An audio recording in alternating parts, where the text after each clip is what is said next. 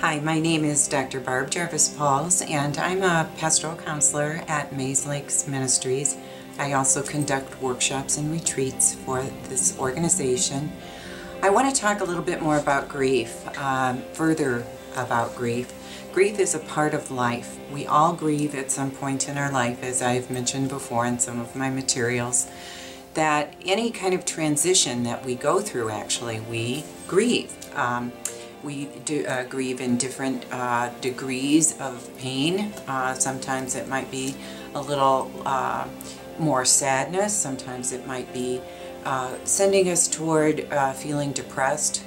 We talk about the stages of grief. The 5 stages of grief are, first you experience the shock, the denial, oh my gosh, this happened and I can't believe it happened. And then we often experience where we begin to get angry because we feel so out of control.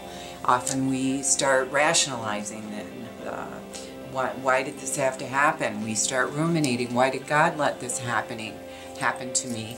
And then finally, when we realize it really did happen, whatever the loss we experienced, we often become depressed, and that's our sadness turned inward. We withdraw, we become isolated, and then finally the 5th stage of working through our grief is acceptance. Often you could compare that to forgiveness. It's like we can go on and live in this world even though we experienced a tremendous loss, whatever that loss might be, a death, a divorce, a job, whatever the loss might be, the transition in our life. We realize that we can go on and still live life. Most often we aren't aware of it, but we sometimes lose our sense of meaning in our life and purpose.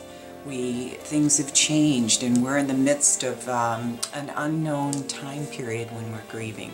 Some psychologists refer to as temporary insanity, that we lose our place, we can't find our way, we are fearful of the unknown and what the future is going to bring. So many times we need to really just center ourselves and ask ourselves, how can we help ourselves? We can help ourselves a number of ways. We can help ourselves by seeking professional guidance. We can help ourselves by seeking friends, our church communities, our neighborhood communities, by reaching out and making decisions and choices.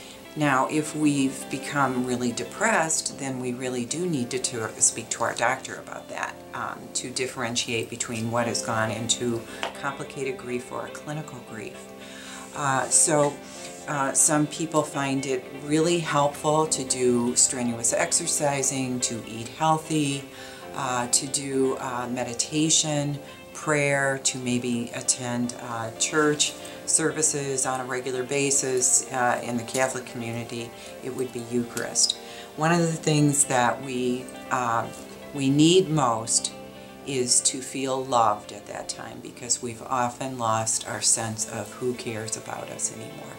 So I'd like to go on in another video in the future talking more about the spirituality of grief and how can we minister to ourselves.